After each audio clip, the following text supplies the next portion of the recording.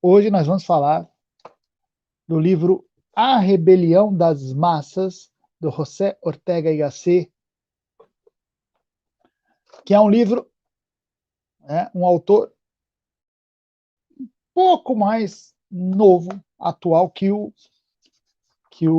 Chesterton. São praticamente contemporâneos, mas Gasset vai um pouco além, né? Segue adiante. Por exemplo, este livro aqui, ele é escrito mais ou menos ali no ano de 1930, no período entre guerras, e é muito importante essa localização.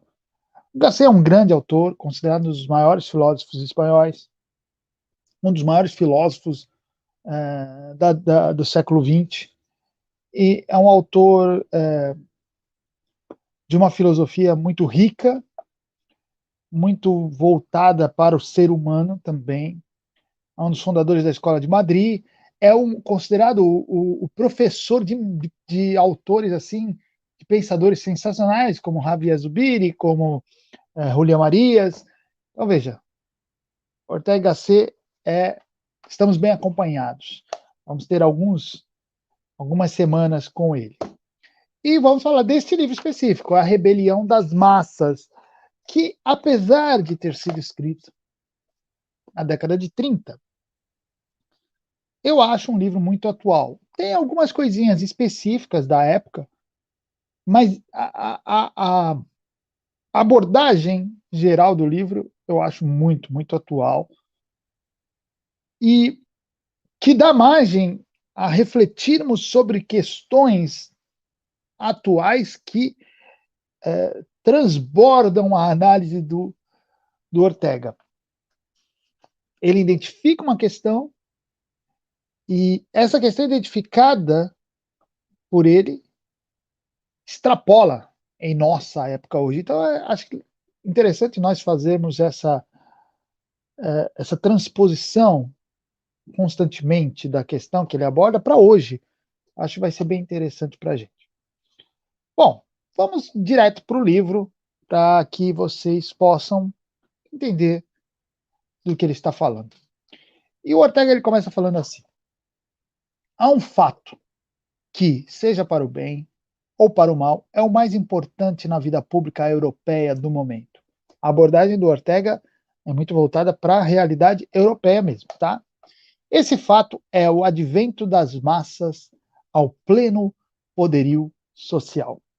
Bom, aqui ele já entrega sobre o que ele vai falar. O tema é esse, a ascensão das massas ao poder, mas não apenas o poder político, é o poder cultural, é o poder geral, tá?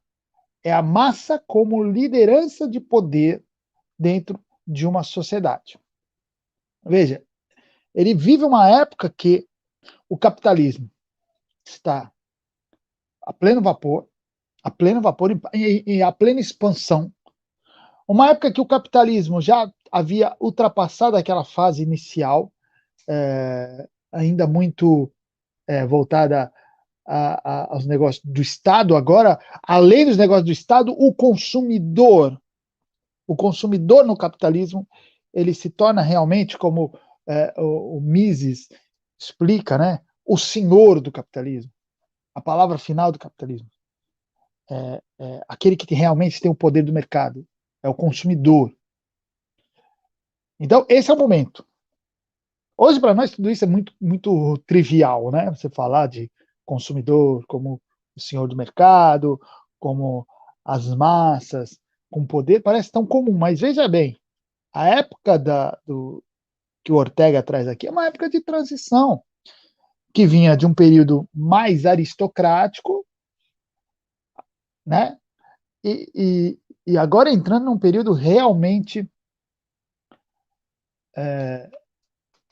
com um poder muito mais diluído, muito mais ampliado. Poder, repito, geral, não apenas político.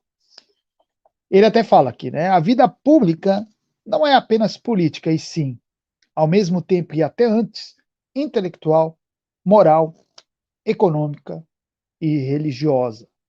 Então, quando ele fala do advento das massas ao pleno poderio social, ele está falando da ascensão das massas ao poder em todas essas esferas, além da política, mas também intelectual, moral, econômica e religiosa. E aí ele começa a fazer uma observação, ele começa a, a, a reflexão dele numa observação da vida comum, que para nós é um pouco estranho, mas se você pensar na cabeça de um homem que nasceu no século XIX, que é o caso do Ortega, que vinha de uma família bem estabelecida, ele era filho de uma família que era dona de jornal, tudo, burgueses, né? Como se diz. E de repente ele vê aquele estilo de vida e aquela forma de vida que ele está acostumado a mudar. Então ele fala o seguinte: as cidades estão cheias de gente.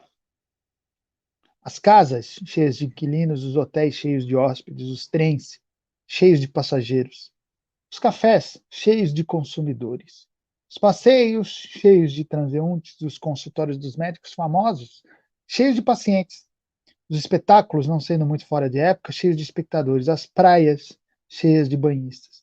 O que antes não costumava ser problema começa a sê-lo quase de forma contínua. Encontrar lugar. Ortega vive numa cidade, numa metrópole, né? E ele começa a observar isso. Os lugares começam a ficar cheios, cheios de gente. Todo lugar começa a ficar cheio de gente. E parece assim, pô, mas isso é uma observação importante. Ele fala, é importante pela questão que está por trás, não pela questão em si, não simplesmente porque está cheio, mas pelo que está por trás.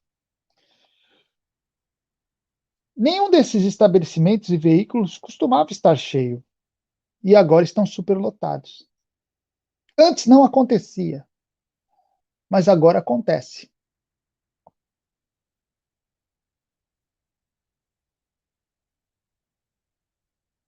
Portanto, houve uma mudança, uma inovação, que justifica, pelo menos no primeiro momento, nossa surpresa. Então, o Ortega está observando uma situação que ele, como bom filósofo, ele vai identificando. Uma questão trivial, parece boba, parece cotidiana, mas aí é que está a característica do filósofo. Eu ensino para os meus alunos a desenvolver uma personalidade filosófica. O que eu quero que eles desenvolvam? Essa capacidade de olhar coisas que parecem sem significado, parece que não significam nada, e identificar que ali pode haver algo que explique coisas maiores. É o caso do Ortega, dessa simples observação da aglomeração e dos lugares que antes não estavam cheios, agora estão cheios. Ele inicia o pensamento dele. E ele se justifica, ele fala assim: surpreender-se, estranhar, é começar a entender. É o esporte e o luxo específico do intelectual. Tudo no mundo é estranho e maravilhoso para olhos bem abertos. Não podemos esquecer o que Aristóteles dizia, que a filosofia começa pelo espanto, pelo maravilhamento. E o Ortega está simplesmente colocando em prática isso. Uma personalidade filosófica, ela olha para as coisas e ela se espanta. Não se espanta com qualquer coisa, mas ela tem a capacidade de identificar situações que lhe espantem, ou seja, de ver detalhes, sutilezas que outros não veem e perceber que ali há algo a se espantar, há algo a perceber, há algo a refletir. Vocês estão entendendo isso? Essa é a característica de um filósofo. E Ortega é um filósofo. Ele vai partir dessa observação de um fato corriqueiro. E ele explica um pouco mais. Ele fala assim: A aglomeração, o cheio, não era frequente antes. Por que que agora é? Há 15 anos existia aproximadamente o mesmo número de pessoas. Veja, ele está falando no período pós-guerra. 15 anos, há 15 anos que ele fala, é o período antes da guerra. Depois da guerra, seria de se esperar que esse número fosse menor. Eis aqui, sem dúvida, a primeira observação importante. Os indivíduos que integram essas multidões já existiam, porém, não como multidão. Isso é riquíssimo.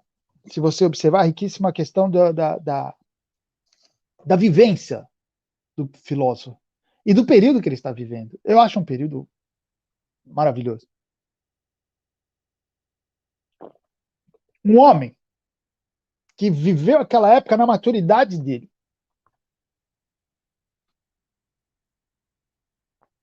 Ortega devia ter o quê? Eu não sei exatamente nessa época, uns 50 anos. Talvez um pouco mais, um pouco menos. Ele viveu aquele período todo, entendeu?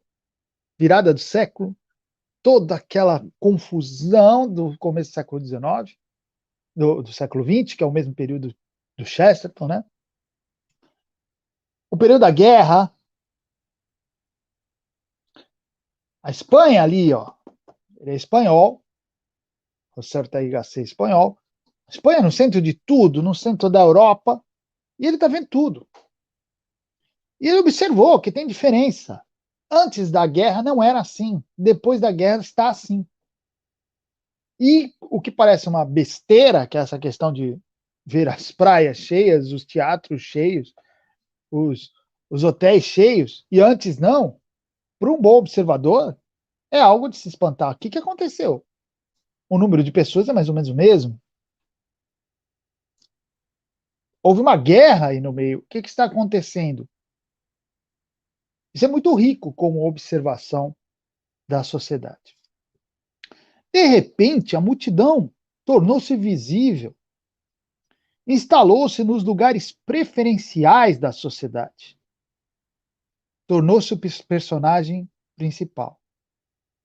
Já não há protagonistas, só há coro.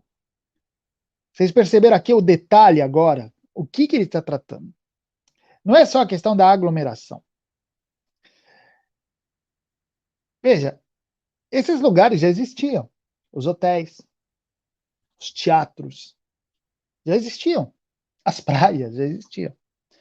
Mas antes elas eram ocupadas por uma elite, por uma minoria. As outras pessoas pouco, né, se envolviam nesses espaços. Então, era assim, eram espaços ocupados pelas pessoas de maneira natural. De repente, esses mesmos espaços estão sendo ocupados agora por uma multidão. Então você já não identifica aquelas pessoas especiais, aquela minoria ou aquela elite que frequenta. Agora o povo está frequentando. Está todo mundo frequentando os mesmos espaços de antes. Talvez com as mesmas peças, com os mesmos serviços, mas é o povo. Mas antes de vocês tirarem conclusões, veja bem, Ortega aqui, a observação dele é um pretexto, tá? Não é só uma questão econômica, não é só uma questão elitista. Tem o componente elitista, mas é um componente diferente. Não é um simples elitismo, a aristocracia pela aristocracia. Vamos acompanhar o pensamento, não apenas hoje, mas nas próximas semanas, para entender o que o Ortega quer dizer.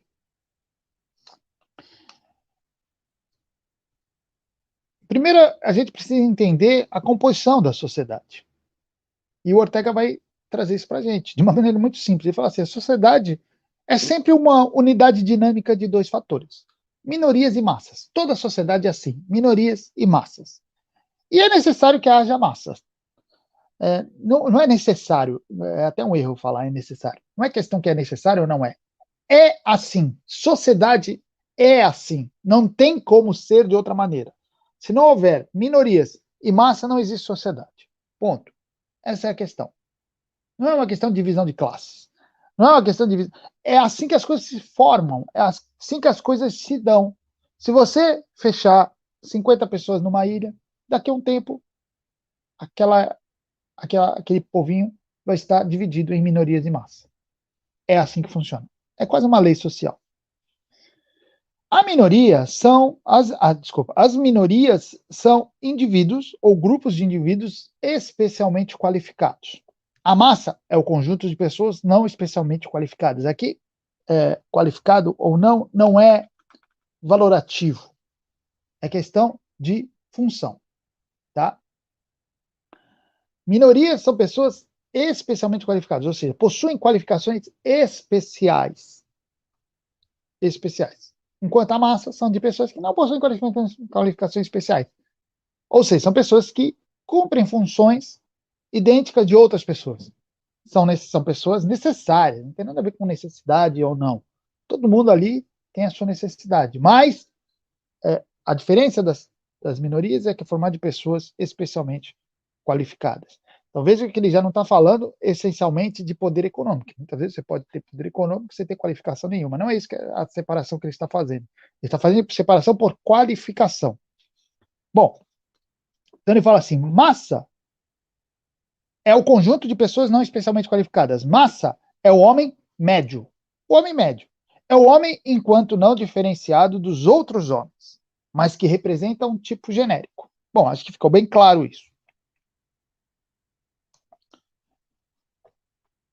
Mas aonde chegamos com essa conversão de quantidade em qualidade? Muito simples. Por meio desta compreendemos a gênese daquela.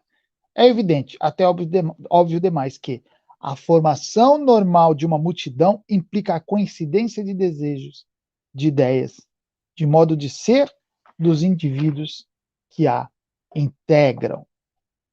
Então você tem na multidão pessoas desejando as mesmas coisas, querendo as mesmas coisas, pensando de uma maneira semelhante. Bom, mas aí pode-se dizer, mas na minoria também eles pensam. Há grupos minoritários, essa minoria elitista, que também tem confluência de interesses. Mas veja bem, aqui está a diferença.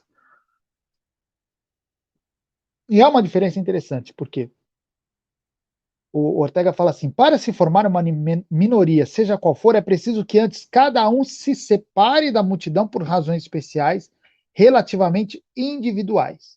Sua coincidência com os outros que formam a minoria é, pois, secundária, posterior ao fato da singularização de cada um.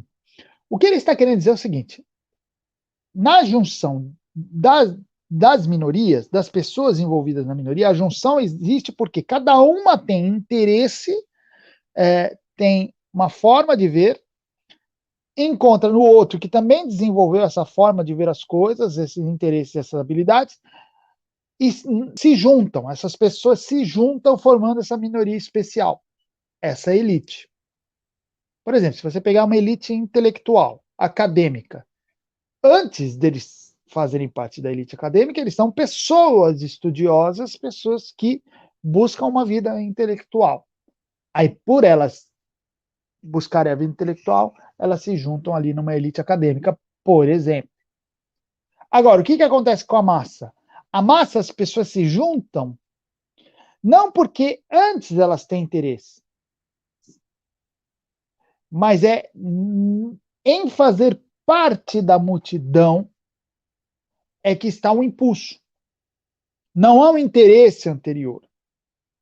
Praticamente, elas se juntam porque elas são levadas a se juntar como massa, como multidão. Elas são conduzidas a isso. Elas são direcionadas. É o que nós vemos na vida, né? As pessoas elas se juntam em grandes grupos, falando as mesmas coisas, as mesmas ideias, repetindo os mesmos chavões, se comportando de maneira parecida. Não porque elas desenvolveram isso por si mesmas e depois se juntaram com pessoas que pensam igual. Não! É como se elas fossem formatadas para pensar dessa maneira, para agir dessa maneira. Essa é a realidade do mundo do século XX e do mundo do século XXI, principalmente também. As pessoas fazendo as mesmas coisas, dizendo as mesmas coisas, repetindo as mesmas coisas, não há individualidade. Elas se juntam em multidão, não porque elas pensam igual, mas porque todas elas foram levadas a pensar igual. Estão notando a diferença? Todas elas foram levadas a pensar igual, a agir igual, a gostar das mesmas coisas.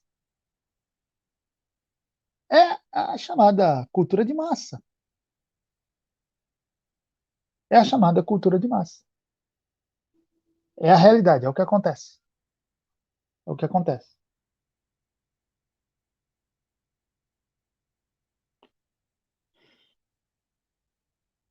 Bom, massa, diz Ortega, é todo aquele que não atribui a si mesmo um valor por razões especiais, mas que se sente como todo mundo e certamente, isso aqui é importante, não se angustia com isso. Então, a característica do homem massa, daquele que faz parte da massa, é não ver em si nada especial, especial no sentido qualificação, mas ele também não se importa com isso. Bom, eu estou de acordo com a cultura, eu estou de acordo com meu zeitgeist, eu estou de acordo com o meio ambiente, eu estou de acordo com o que as pessoas pensam, eu falo como as pessoas, eu me comporto, eu frequento os mesmos lugares, eu vou nos mesmos shows, eu assisto os mesmos entretenimentos, eu dou risada das mesmas piadas, eu me indigno pelas mesmas coisas. Ufa, que bom, que bom. Eu sou igual a todo mundo, graças a Deus. Eu não sou diferente. Esse é o homem massa. O homem que não se sente, não se angustia com ser igual a todo mundo.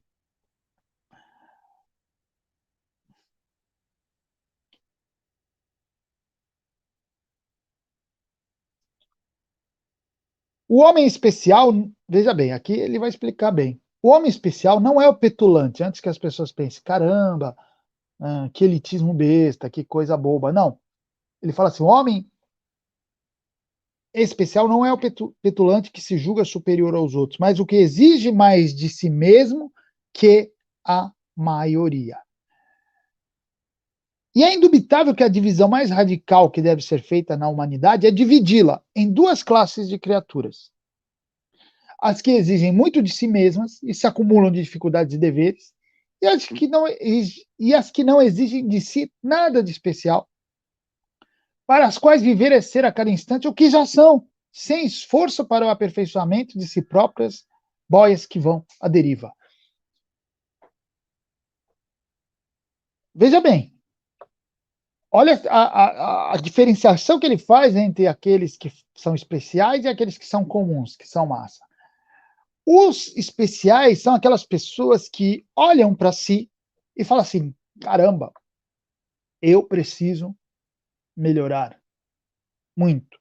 Não assim, aquela, não, veja, ele não está falando só daquela melhora pessoal, ai, eu quero ser um, um funcionário melhor, eu quero ser um amigo melhor, não é só isso. Ser humano, existencial, é aquele que entende que precisa desenvolver-se até para poder dar para a sociedade. Então ele precisa se desenvolver e com isso ele se acumula em dificuldades e deveres, porque ele assume deveres, assume preocupações, assume compromissos, assume deveres que outros não assumem. Veja bem, olha o caso do homem massa. O homem massa é aquele que ele está satisfeito com o que ele é. E se você pegar mesmo pessoas conhecidas aí, que são badaladas, que também são massa, nós vamos ver isso. Se você perguntar para elas, para essas pessoas sobre a vida delas, sobre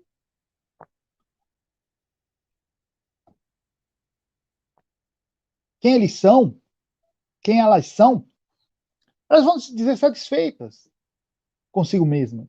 Vão fazer propaganda de si, né? Nós estamos agora, isso nem era tão comum na época do Ortega, mas na nossa aqui é, fazer o auto-marketing, né? Todo mundo está fazendo marketing de si mesmo. É uma coisa insuportável. Insuportável essa era de Instagram, por exemplo. Tá todo mundo é um produto. Todo mundo se coloca, já nem é colocado pelos outros como produto, se coloca. Eu sou um produto. Eu me vendo. Eu sou uma imagem. Eu sou uma imagem.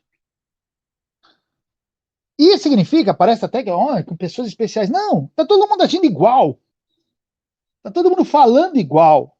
Todo mundo se comportando igual na internet. Ó, tô falando aqueles ainda que produzem alguma coisa, hein? Não tô nem falando do homem massa clássico. Tô falando do homem massa inteligente. Todo mundo agindo igual, todo mundo falando igual, todo mundo se colocando igual, todo mundo se apresentando e se oferecendo igual. E todo mundo, de alguma maneira, satisfeito consigo mesmo. Ninguém vem a público e fala assim, caraca, eu sou uma besta, eu tenho dificuldade de entender as coisas. Não, é todo mundo especialista, todo mundo sabe as respostas, todo mundo responde com aquele negocinho aqui, ó, eu respondo. É uma festa. Por isso que é a expansão do homem-massa é a enésima potência. Se o Ortega pudesse ver até onde ia o poder do homem-massa, ele ia falar, caramba, nem eu imaginava que iria a tanto. Mas ele avisa, ele fala assim, a divisão da sociedade em massas e minorias excepcionais não é uma divisão em classes sociais, e sim em classes de homens. Então, tira da cabeça a questão de classe social, rico, pobre, essas coisas, chefe, funcionário, não é isso. É uma divisão de homens. E não pode coincidir com a hierarquia decorrente de classes superiores e inferiores. Não pode coincidir. Mas, a rigor, dentro de cada classe social, a massa e minoria autêntica. Olha, entendi agora. Veja, essa divisão de classe é invisível. Desculpa, essa divisão social aqui é invisível. Não importa a classe. Então você tem numa elite política, você tem massa e minoria ali dentro. Na intelectual, massa e minoria. Na classe média, massa e minoria. Na operária, massa e minoria. Obviamente que é mais provável que você encontre mais gente pertencente a essa minoria nas elites, de fato, do que na classe operária. Mas existe. Existe. E acho que na época dele existia, década de 30. Hoje acho que até mais. Porque com a facilidade de informação, de troca de conhecimento, é muito mais provável que um operário consiga desenvolver-se e ter acesso àqueles conhecimentos que ele anseia. Ele dá um exemplo. Na vida intelectual, nota-se o progressivo triunfo dos pseudo-intelectuais não qualificados, desqualificáveis e desqualificados por seu próprio conteúdo. Olha, realmente, na década de 30, já existiam muitos livros daquilo que a gente chama de autoajuda. Já era uma febre naquela época, já era uma febre. Mas se você vê a autoajuda daquela época, ainda tinha alguma qualidade. Ainda hoje tem algumas coisas que você tira, mesmo nessa literatura de autoajuda, tal, tem. Mas já era comum, né, essa literatura mais superficial. Hoje é a literatura que domina. Você entra numa livraria hoje, pai do céu, você tem que cavocar para achar os bons livros, os clássicos, achar bons autores, né? As surpresas geralmente me acontecem nos sebos, que aparece lá, você acha, mas nas livrarias é mais difícil, porque as livrarias são os livros que vendem. São os livros do momento, os livros que tem.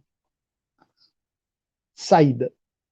E olha aqui, é um dos elementos. Quem é que determina a saída?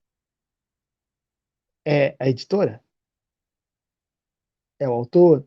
Não, é quem compra. Isso é sinal de poder. Vocês começam a entender o sinal de poder? Não é o poder da editora, é o poder de quem compra. Se uma multidão compra determinado livro, é esse livro que vai ser feito mais. Quem determinou foi a multidão. Não é raro encontrar-se hoje entre os operários alma admiravelmente disciplinadas. E é verdade. Por exemplo, no meu curso de filosofia integral aplicada à clínica que eu dou aqui em Santos, eu tenho, por exemplo, eu tenho um aluno que ele é operário chão de fábrica. Meu, o cara é de uma inteligência absurda, estudioso, faz perguntas incríveis, né? Mas é claro que ele é um em milhares, mas existe, tem. Então, repetindo, essa divisão entre maioria e minoria especial não é classe, são homens. São homens e não é perceptível imediatamente.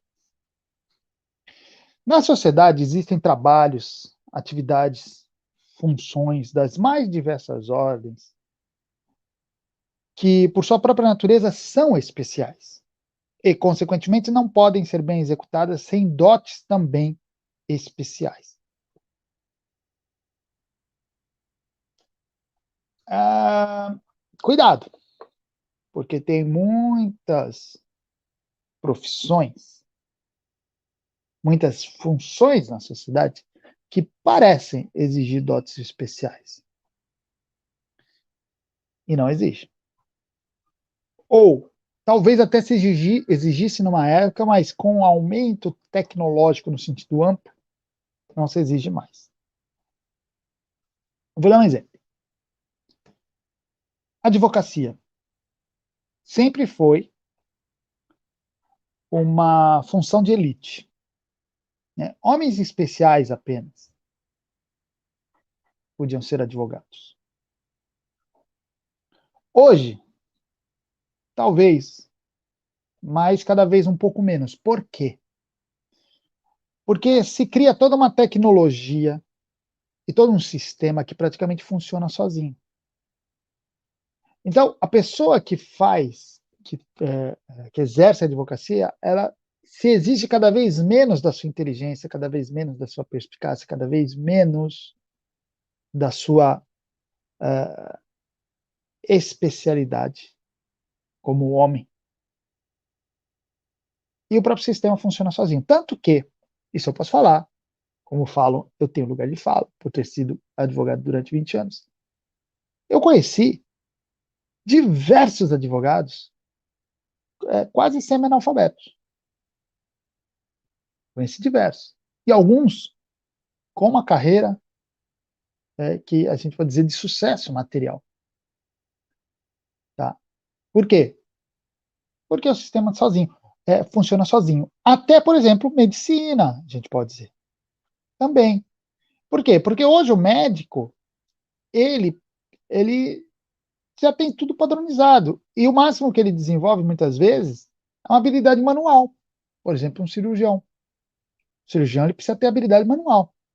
Qual a diferença entre cirurgião e, sei lá, um mecânico de partes pequenas, instrumentos de partes pequenas? A diferença é a responsabilidade. O mecânico de partes, de micropartes, ele, se ele errar, tudo bem, quebra uma peça. O outro, se errar, quebra-se uma vida. Então, a responsabilidade é muito maior. Mas, em termos de conhecimento, ainda precisa ter alguma especialidade, sim, mas cada vez menos. É isso que eu quero que vocês entendam. Tá? Essas atividades especiais eram exercidas por minorias qualificadas, pelo menos supostamente, diz o Ortega. A massa não pretendia interferir nelas. Percebia que se quisesse interferir, teria logicamente de adquirir esses dotes especiais e deixar de ser massa. Conhecia seu papel numa saudável dinâmica social. Então, a dinâmica social que o Ortega identificava antes, que ele viveu, não era história que ele estava lendo dos livros, ele viveu essas duas épocas. Então, ele fala assim: nessa época anterior, todo mundo sabia que certas atividades eram especiais e você precisava ter dotes especiais para exercê-las. Se o cara era massa e ele olhava para essas atividades e falava: se eu quero exercê-las, tenho condições, ele sabia que, ao partir do momento que ele se direcionasse para exercer, ele deixava de ser massa, porque ele teria que adquirir esses dotes especiais e assumir também deveres especiais. E essa questão dos deveres é muito importante, gente. Porque é o seguinte, todo mundo quer dar palpite, todo mundo quer falar, todo mundo tem opinião. Todo mundo é capaz, todo mundo é inteligente, todo mundo sabe tudo. Mas quem quer assumir? Quem quer assumir as obrigações, os deveres, peso nas costas? E nesse período do homem massa, que no nosso tempo é exacerbado, mais ainda que no tempo do Ortega, é todo mundo dando palpite e pouca gente assumindo responsabilidade. Por exemplo, na política é uma delas. E eu vou falar especificamente por exemplo, eu evito dar palpite sobre estratégia política. Por quê? Porque eu não tenho responsabilidade alguma. Eu não posso falar o que a pessoa faz, o que ela deveria fazer, se eu não tenho sobre mim a responsabilidade de que, se algo der errado, eu posso assumir. É aquilo que o Taleb fala, né? De arriscar a própria pele. Eu não arrisco a minha própria pele. Como é que eu posso falar? Ah, o Bolsonaro tinha que fazer isso. Como assim? E se o meu conselho desse errado, quem vai assumir a bronca é ele, não eu. Tá entendendo? Isso não significa que eu não possa apontar quando eu identifico fraudes, corrupção, erros grosseiros e mentiras, essas coisas. Sim, isso aí é um dever geral. Mas, pô, o presidente tinha que ter feito um acordo com ali, o presidente tinha que ter nomeado aquele. Ah, meu amigo, como? Isso eu não posso dizer, porque eu não estou assumindo responsabilidade nenhuma por essas decisões. E essa diferença entre massa e minorias. Nas questões políticas, eu sou massa.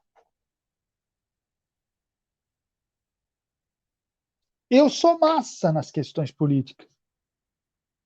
Tem minhas ideias, até posso dar meus palpites, mas, pô, não vou pegar meus espaços, que eu tenho um pouquinho mais de audiência, e ficar, olha, entendeu? Não vou fazer isso. Não vou fazer isso. Sei me comportar como massa devidamente em determinados pontos. Mas o que aconteceu, segundo Ortega? A massa resolveu promover-se ao primeiro plano social e ocupar os lugares. Ah, agora eu estou entendendo o que ele está querendo dizer. Estava lá, quando ele observa a ocupação das praias, dos teatros, dos hotéis, aquilo ali é só um indício, é só uma impressão inicial para algo mais profundo, que é a ocupação da vida social. E olha o detalhe aqui, olha o que acontece. Um hotel. O hotel, vamos simplificar, no começo do século XX, atendia apenas uma elite, certo? Bom, todo o seu serviço era voltado para agradar essa elite. O cardápio, as acomodações, a forma de atendimento para agradar a elite.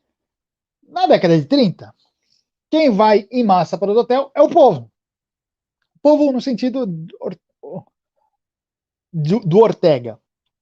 Claro que esse hotel começa a acoplar o seu serviço ao desejo do povo, ao desejo vulgar, ao desejo comum. Muda, se transforma em outro hotel. Isso aconteceu com diversos. Então veja, nesse ponto, a massa moldou o hotel. Mas o hotel não importa tanto, nem para o Ortega. O hotel é só um indício. Aí ele olha para a sociedade e ele fala assim: é isso que está acontecendo na sociedade. A massa está moldando tudo. A massa está moldando a política, está moldando a intelectualidade, está moldando a ciência, está moldando tudo. E esse é o grande perigo. Essa é a grande questão. As inovações políticas dos anos mais recentes não significam outra coisa senão o império político das massas. Pronto, chegamos onde o Ortega queria chegar. Ele não estava preocupado com as praias. As praias eram apenas um indício. E aqui ele faz uma explicação muito interessante. Olha o que ele fala. A velha democracia vivia aquecida por uma dose abundante de liberalismo e entusiasmo pela lei. Ao atender a esses princípios, o indivíduo se obrigava a uma disciplina difícil. As minorias podiam viver e atuar sob o amparo do princípio liberal e da norma jurídica. Democracia e lei, convivência legal, eram sinônimos. Hoje, assistimos ao triunfo de uma hiperdemocracia, na qual a massa atua diretamente sem lei, por meio de pressões materiais, impondo suas aspirações e seus gostos. O que o Ortega está falando não é que as massas ferem a lei, mas elas pressionam para que, inclusive, as leis sejam feitas de acordo com a sua vontade. De acordo com a sua vontade. Então, o que acontece é que há uma hiperdemocracia, ou seja, as massas impondo o seu querer, a sua visão, a sua vulgaridade no sentido filosófico. Tá? Cuidado com essa palavra. Vulgar é o comum. Então, as massas impondo a sua vulgaridade a tudo, em tudo. Em tudo. Não é mais o império da lei. E a lei, no sentido liberal, democrático do século XIX, não era a vontade da maioria. Existia o elemento de princípio e de moral que devia ser seguido. Tinha certas coisas que, mesmo que a maioria não quisesse, ainda assim se deveria ter, porque havia princípios.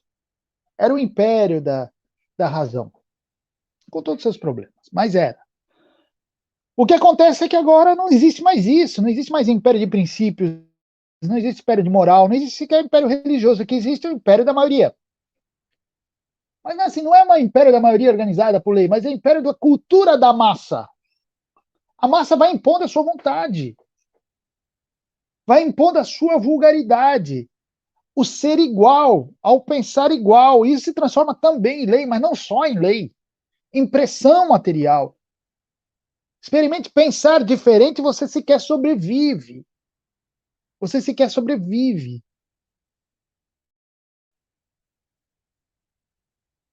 Fale de filosofia, quinta-feira à tarde, você vai ver o que dá. Por quê? Porque a massa quer saber de política. A massa gosta de política, gosta da pancadaria, gosta disso. A massa gosta. A massa fala de política sem sequer entender a diferença entre democracia e aristocracia. entre república e império, não sabe nada disso aí, mas gosta de falar de política. É a massa, todo mundo fala igual. Se toda quinta-feira eu viesse aqui e falasse do Bolsonaro, tava cheio de gente aqui.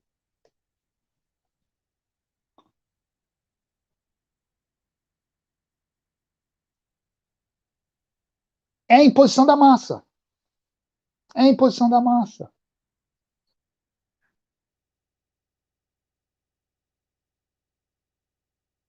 Você quer sobreviver? Eu, por exemplo, dou aula. E eu tenho que costurar aí a realidade, porque eu poderia, cara, eu poderia dar um monte de aula sobre política, duas vezes. Dou até, mas poderia focar nisso, sabe? Vou ficar falando de política, vou ficar falando de eleições o tempo todo. Oh, quando eu falava lá atrás, anos atrás, nossa, cada post era uma maravilha. Eu botava um post assim sobre política, falando mal do PT, e não dava. É o dia que eu falei, chega, não quero mais focar nisso, entendeu? Minha vida é estudar, entender, tentar entender melhor as coisas, entender sobre as profundezas da realidade e ensinar sobre isso. Claro que é um caminho mais difícil, porque eu não estou seguindo o caminho da massa, não estou seguindo o caminho da vulgaridade. Essa é a característica. Está entendendo onde o Ortega quer chegar? Olha aqui, gente. Quem está determinando? Quem determina o mercado? É a massa.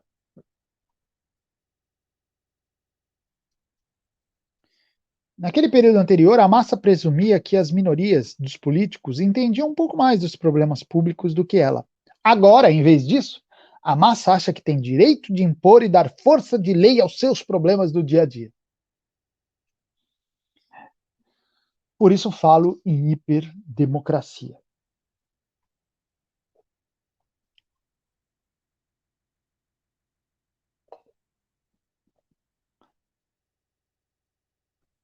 O escritor, veja que ele,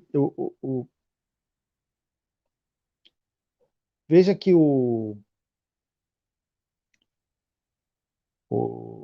Ortega ele está falando além da política. Ele está falando de uma maneira geral, social.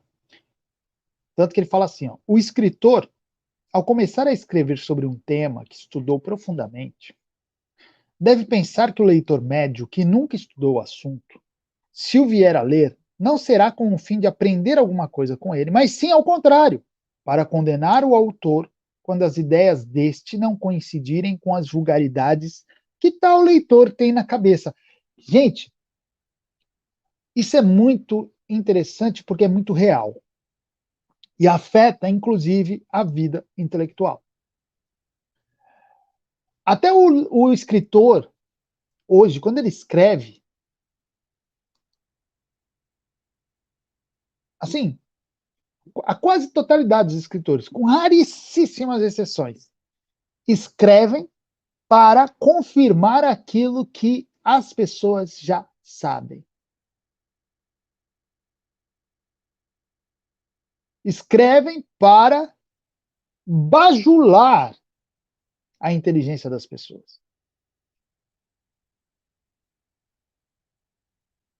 Repetem aquilo que todo mundo já repete por aí. Às vezes faz como é que fala? Faz um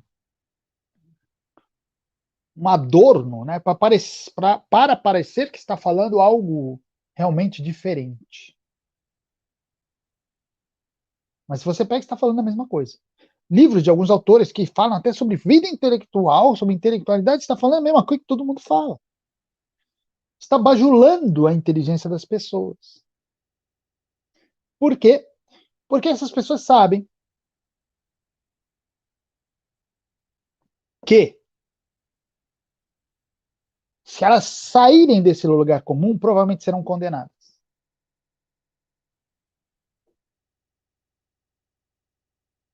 Poucos têm coragem de fazer como eu fiz nesse livro aqui, ó. Acho que vocês já conhecem, vocês né? Já ouviram falar dele? Poucos têm a coragem de falar o que eu falei aqui, por exemplo, de Marx. Quando eu falo assim, Marx era filósofo e fazia filosofia. E Marx criou um sistema fechado e hermético, mas absolutamente coerente. Uma coerência interna. A coerência lógica, que é diferente da vida real, mas uma coerência lógica. Marx fez isso. Quem tem coragem de escrever isso? Saiu esse trechinho, foi postado outro dia. Claro que entrou gente e fala assim, como você fala que Marx era coerente? Como você fala que Marx era coerente? Eu falo porque ele era logicamente coerente. Logicamente coerente. Mas a minha preocupação não é agradar você, leitor médio. Não mesmo. Não mesmo. Minha preocupação não é, olha, não vou escrever isso porque os leitores que são a quase totalidade anticomunistas vão ficar incomodados. Não. Eu escrevo o que eu vejo, o que eu acho, o que eu entendo. Ó, se tá errado, alguém fala, Fábio, você tá errado, fala isso, isso, beleza. Mas, veja, eu não posso, eu não posso é, guiar o meu texto por conta do leitor médio. Senão eu vou ficar escrevendo coisinha só para bajular o leitor, para ele olhar e falar, nossa, o Fábio é demais, olha. Percebam, que é isso. Quando as pessoas falam, quando as pessoas falam que o outro autor é bom, geralmente é porque eles entenderam completamente o autor, o que já é um indício meio estranho,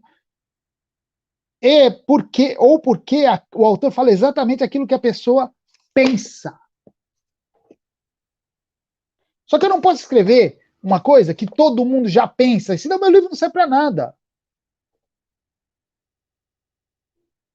Meu livro não serve para nada. Se eu vou escrever aquilo que vocês já sabem, vocês já pensam, vocês já concordam, para que eu vou escrever?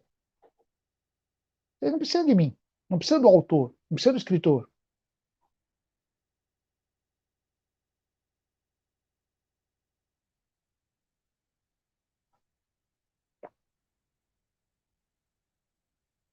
Mas o Ortega já percebia isso na década de 30.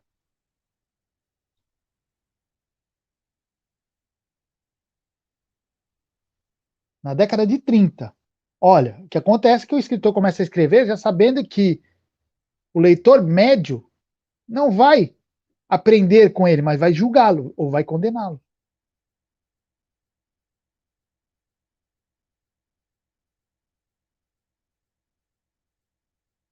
Condená-lo quando ele não falar exatamente as vulgaridades que o leitor médio concorda. Vulgaridade por quê?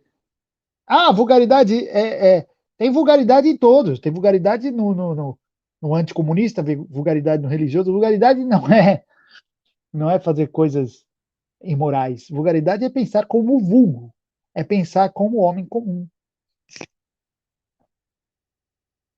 A característica do homem, desculpa, a característica do momento é que a alma vulgar, sabendo o que é vulgar, tem a coragem de afirmar o direito da vulgaridade e o impõe em toda parte. Como se diz nos Estados Unidos, ser diferente é indecente. Ser diferente é indecente. É mais ou menos isso.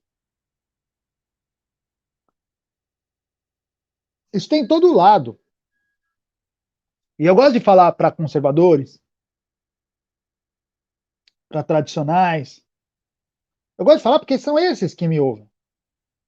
Eu não me importo muito com o pessoal radical de esquerda, revolucionário, porque isso aí nem me escutam, então eu não falo para eles.